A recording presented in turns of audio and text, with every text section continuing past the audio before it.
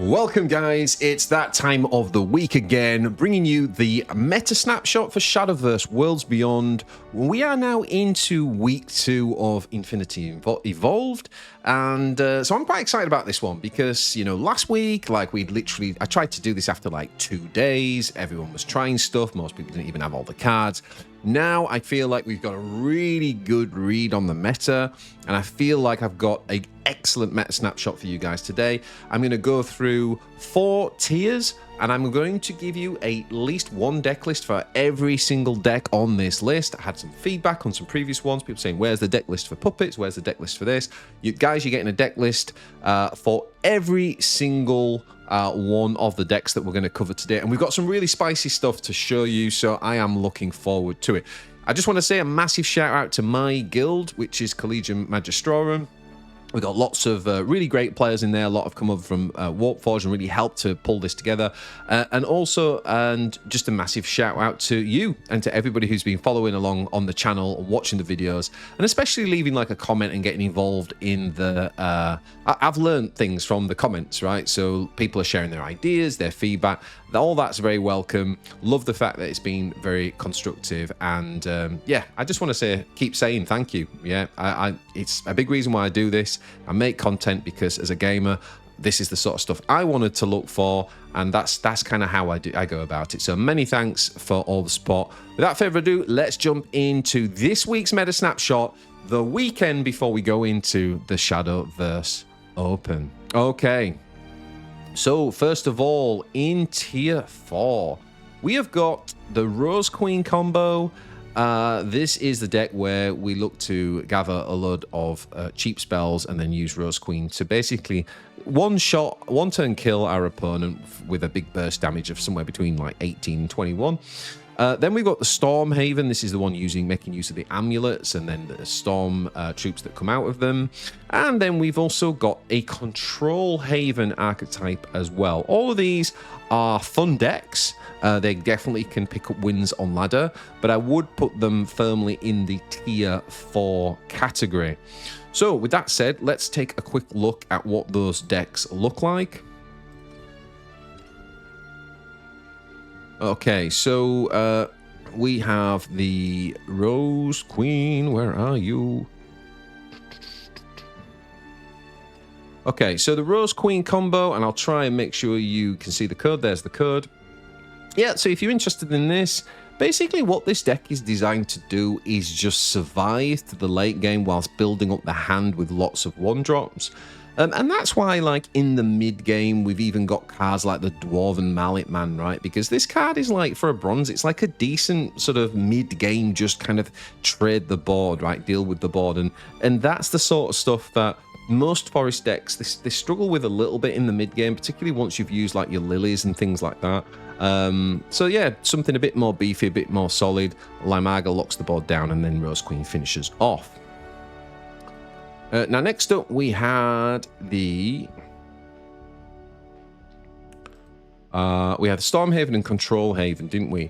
So let's take a look at the Storm Haven deck.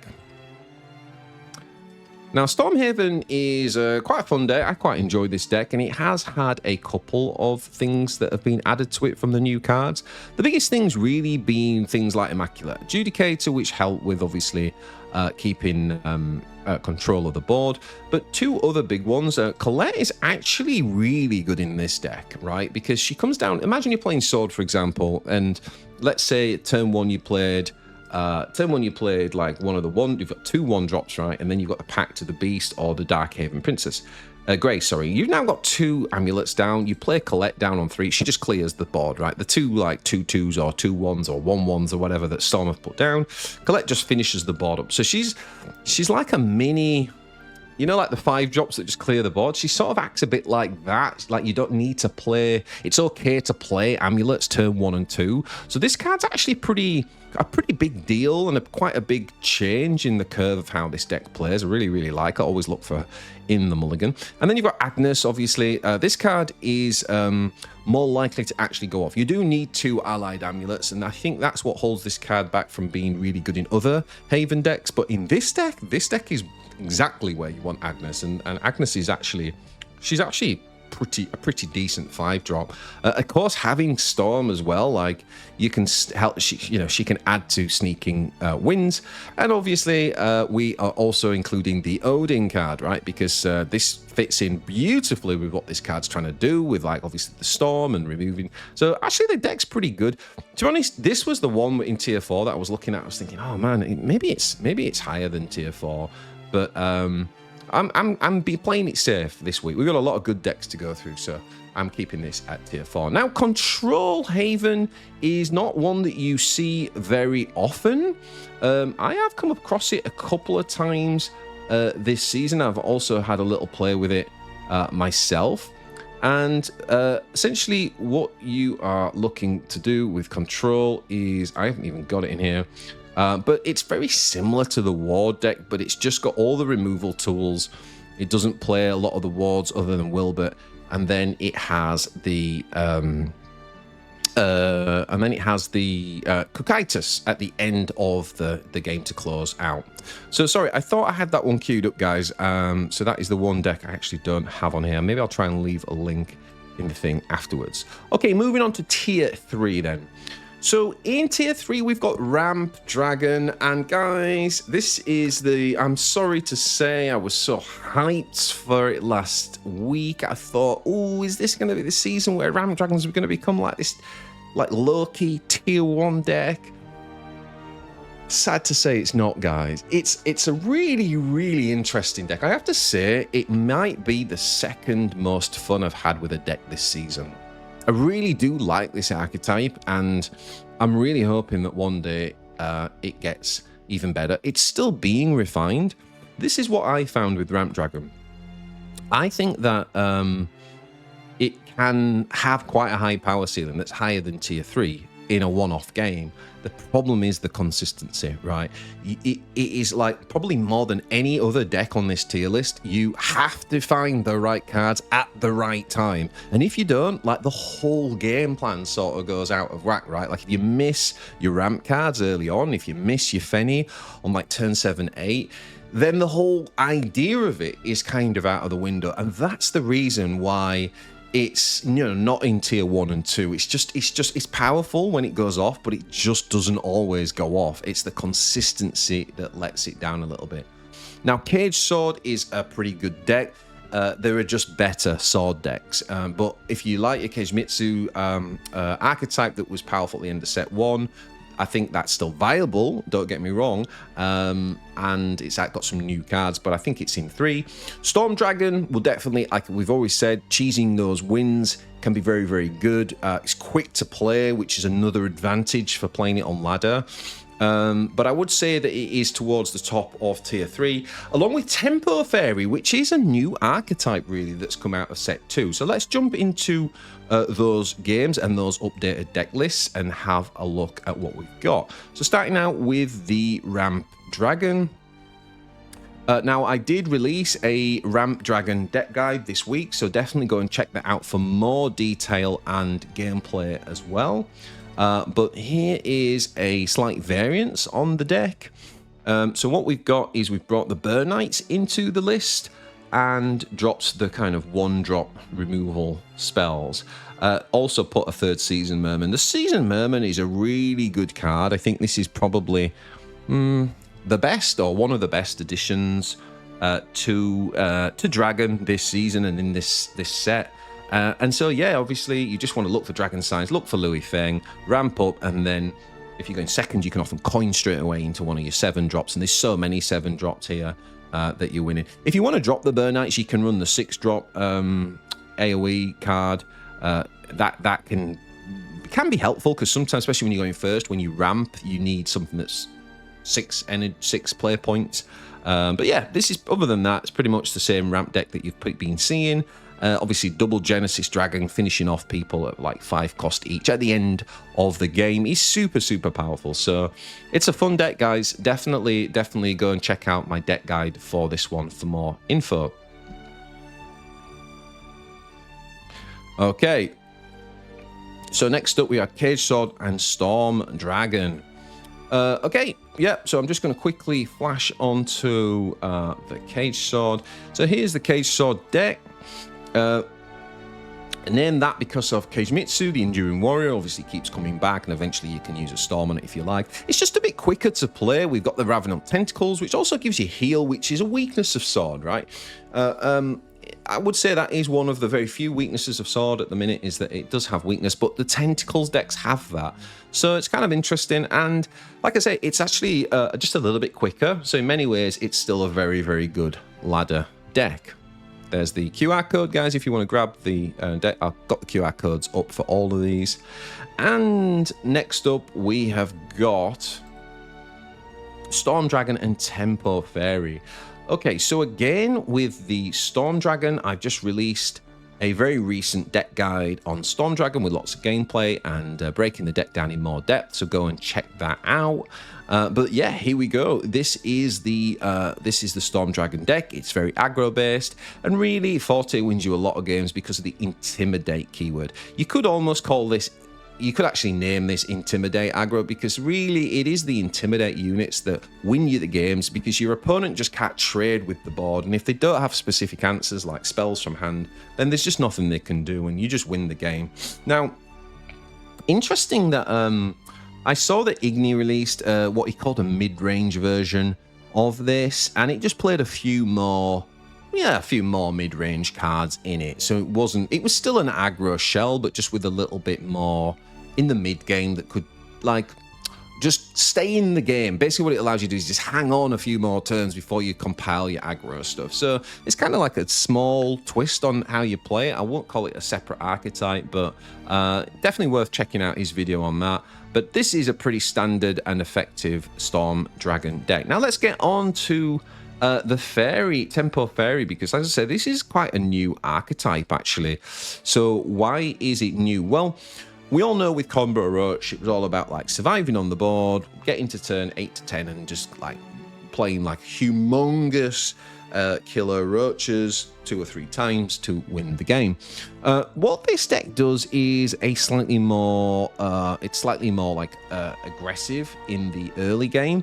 You can see we've got 3 of the Fey Twinkle Toes so that we can actually build a wide board, lots of 1-drops, lots of fairy generators early on, so that by turn 4 we can actually build a decent board with the Fey Twinkle Toes, making everything have that +1 to attack. And what that means is that we end up getting our opponent down, whereas Roach struggled to get chip damage. If it got like 3-4 chip damage, it had done well.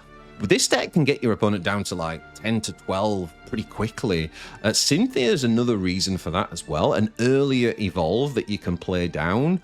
Kind of reminds me a bit of the Sword one, but coming down, attacking, and the 2 fairies out again, it's a lot of pressure that you can put on before turn 5. So what that means is you've got your opponent down, and then of course you've got your Glade to kind of equalize the board if they do clear. You've got Titiana, who basically gives you a fairy every turn, so then you're able to kind of generate enough ammo to play a Roach combo.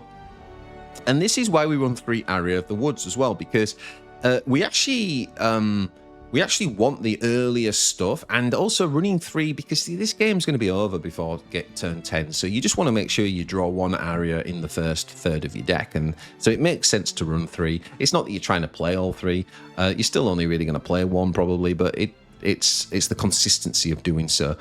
Bale, it's the same old, that you're saving that ideally for the Killer Roach combo, and we've also got the Odins too. So alternative win con, if you've done enough chip damage, then maybe just an Odin with Super Evolve wins you the game. So this is a deck that I really want to play a little bit more of, because I've not done loads of Forest this season, but I really like this idea because it still will win a lot of games with a Roach combo, but it can be much smaller and there's less weight and pressure on getting the combo, which I think is great because it makes it harder for your opponent to read what it is you're actually trying to do.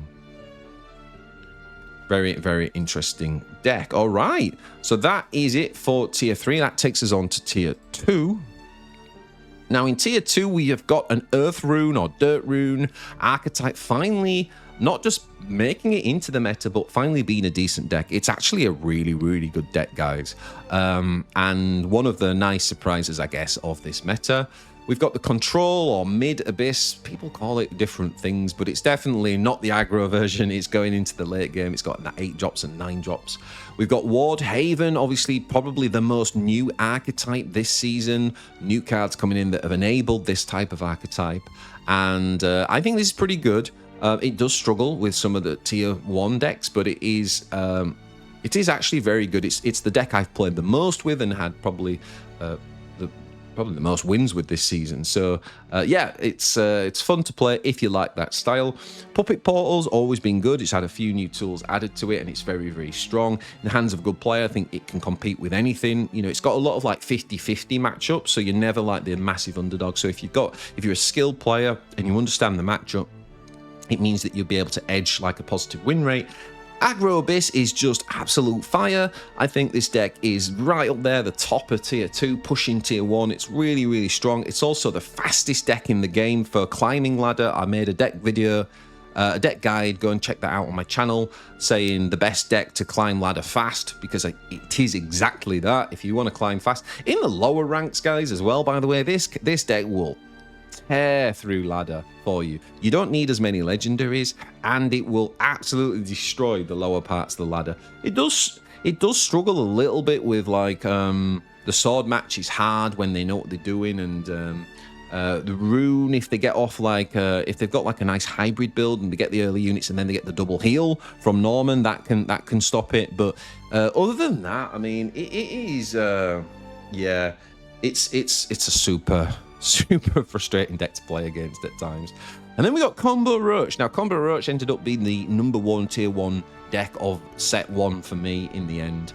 I think it's in set 2 at the minute. It's in a really interesting prey position. Like it loses to things like Ward Haven in particular is a really tough match, which is a new archetype. So that brought it down a bit, but it's actually still very good particularly into the tier 1 decks. And so it's actually quite a good prey deck. Now, it's a hard deck to play. It might be one of the most complex decks in the game, and so you lose lots of games that you should have won. But good, you watch top players with Combo Roach and they will smoke tier 1 decks with it. So it's a really good prey deck, and it's right at the top of tier 2.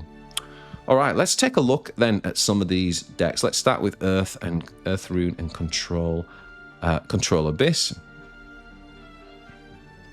So this is a sort of pure Dirt Rune deck, if you like. And as you can see, what we're doing is we still got the Curions at the end. We've got the new Lanthium. And this thing just basically, you play it down, it's a 5/5. And if you've got a shed load of Earth, right, it just never dies. Every time it dies, you just lose 2 Earth Sigils, and then it just comes back to life. And of course, you know, you can just stick to the board, remove, or win the game if you can attack face. So it's quite a nice and frustrating end game, especially if your opponent just doesn't have the right answer for this type of thing. What this has got is just a much better curve through the early sort of mid curve. It's a really nice mid-range deck, and it's still got the very powerful Curion. Norman is just absolutely insane. The flexibility that this card gives you, whether it's putting out barrier golems or drawing or healing, it's kind of got an answer depending on what you're playing against. We've obviously got things like Juno, which has always had potential to be very good if we run pure Earthright decks, which this is. So yeah, I think you should definitely try this out if you've not, because it's a really fun deck and it's actually very, very effective, as we said. Next up, we have got Control Abyss. Control Abyss. Again, this deck is really benefited this set, right? From Undead Soldier, Jinsetsu, Charon. There's some really big additions that have come out in this set. This deck's powerful, guys. There are quite a lot of players who have hit masters this season with this deck. Again, like some of the tier 1 decks can be, you know, they can be challenging, but I would say this can kind of like hold its own. It's really good at like grind matches, but it's also got the ability to kind of like, but you know, turn on the damage once like Cerebus hits the ground for obvious reasons. But the mid game is actually very sticky too, like things like Charon and Undead Soldier now as well. This card's like a great proactive card that's just really full of value, really sticky and hard to remove. And of course, we still run excellent cards like Gravy, Apollo, very good in the meta right now, great into swords early game. Yeah, overall, guys, I do think this is, if you're into Abyss, this is a very, very, it's a very good deck. It's a good skill deck as well. If you really want to like dig into Abyss deep and really learn, really master it, then probably playing this is a good, really good option for you. Okay, so next up, we have got Wardhaven and Puppet Portal. Now, deck guides for both of these decks are up on my channel, so definitely go and check those out. Now, the Wardhaven, I do tweak sort of about 3 cards every day because I keep wanting, because it's a new archetype, I keep wanting to test new things. So this is where my deck is currently, where I've got a couple of packs of the Beast Princess just to give us some more sticky early game, and also to be able to combo, like, you know, waiting for the timer and combo that with other things. I've only got 1 Divine Guard. I do think this is a good card, but it is a little bit random. The randomness can hurt you sometimes. And so I've only got 1 of those. Instead, I've got 2 Immaculate Adjudicators in there. And I've also brought back 1 single Griffin as well. I have played around with Cocytus, which actually I had an 8-match win streak in Diamond with that version with Cocytus. But what I was finding is there were quite a few games where I had it in my hand and I was just struggling to deploy it, struggling to play it onto the board. For example, against Sword in the late game, they're never going to give you the chance, the space, the breathing space to just dump it. So, whereas I remember sitting there thinking, man, if I had Griffin right now, I would be laughing. I put Griffin back in, and it's also really been good, and it's helping closing out a lot of games. So, you know, you've also got the Unholy Vessel trick where you can play the Vessel down if they want to slow play you, and then you can obviously bring the Griffin down, super evolve it, and then play the Vessel, which destroys everything, but it won't destroy the Griffin because it's super evolved, and obviously you attack and go through. So that's Wardhaven, and then, as I say, the Puppet Portal Crafted on a deck guide with lots of gameplay, some live gameplay, some replays, so go check that out. Here is the deck. I think this is a really good deck, guys, really powerful. It's almost like, I don't want to say like the beginner's expert deck, but it's like, if someone wants to play a really top-tier deck, but not be bogged down with loads of complexity in terms of mechanics and playstyle, I think this is the deck I'd recommend. It's kind of straightforward. It generates lots and lots of removal, lots of really good value, lots of things where you don't need to evolve necessarily. Yeah, I think this is a really super deck. And I've also got a single copy of Cocytus in this version, which basically means it really can compete into those kind of grindy matches if someone's trying to stall you out. Right, what next have we got for Tier 2? We've just got Aggro Abyss and Combo Roach. So Aggro Abyss is another one that I did a deck guide for this season, so definitely go and check that out. Just did that a couple of days ago, actually. And I went on a real tear with this deck. It is, again, a deck where you want to get the right things in the right order against the right matchups. But my god, when you do, there's some great combinations in here, whether it's going from a Shadow Crypt on 3 into Exceller, you trigger that so that you go wide and then this thing gets bigger. Really trying to push your Evos early and your Super Evos as early as possible to just do damage. And then generally speaking, if you do that, you end up winning the game because you've just got so much damage you can do from hand with this deck. Lots and lots of Storm units. And the late game, obviously, with the triple Odin, you often win the game on turn 7 with Odin, for example. So, yeah. All right, that is Aggro Abyss. And then last but not least, in Tier 2, we got Combo Roach. Now, there was a deck posted the other day. I think it was Dayan, who's a really top-tier Master Diamond Forest player. And he came up with this. I think he went on a really big win streak. And I also think someone else posted a 14 win streak at Master Diamond where they'd taken his deck and done really well with it. Now, I have a feeling he may have run 2 Limagas. I only have 1. But there's a couple of interesting things. This looks very similar to Season 1 in terms of the kind of, okay, we're trying to get zero-cost spells in hand, build up a combo, and play out massive roaches, right? So, but it has added things like Gardener Lure to help manage the hand. It's added a single Grasshopper to make sure that we get the consistency of finding roach, or maybe we need a Lambert Cairn to get the zero. It is really, really interesting. It's also added a single Titania as well. And the Limaga is... we always played like 1 or 2 7-drops in this. And this has actually taken the precedent, because not only does it like deal with the board and stall for a couple of turns, like we used to use the 7 that removes something, right? The difference with Limaga is that it's... if we've super evolved, we are also dealing damage to the... enemy leader. So that means that we're set, not just on the board, but we're chip damaging, right? Which is exactly what we want to do to set up the combo with Killer Roach.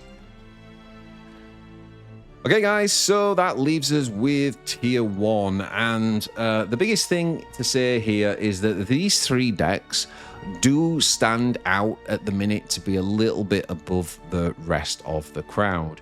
Now, I really toyed with the idea of just putting Swordcraft in its own tier, because there's a part of me that thinks that it is. I would probably put an S next to... I think it is almost like slightly edging out the other 2. That said, Artifact Hybrid, one of the reasons why it's in Tier 1, it's very good into all the meta, but it's actually got a slightly favorable matchup into many of the sword decks. And so that in itself, there's very few decks that can claim that. That in itself is a reason to put Artifact up there. Spell Boost is doing all sorts. There's pure Spell Boost. There's also a slightly hybrid Spell Boost where it uses a little bit more of the Earthright stuff.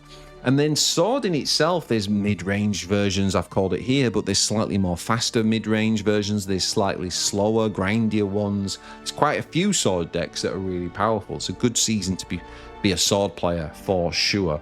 So let's show you a few deck lists now. Let's start with the Artifact Hybrid.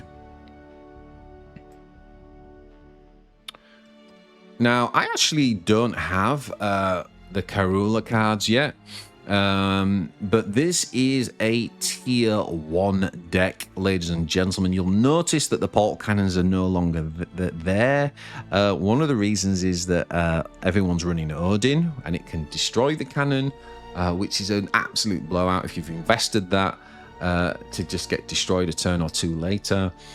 Instead, we go down the route of being able to make copies of our artifacts en masse, right? And we can do that with Resurgence, we can do it with Karula, we can do it with Artifact Catapult. There's so many more ways of doing it now.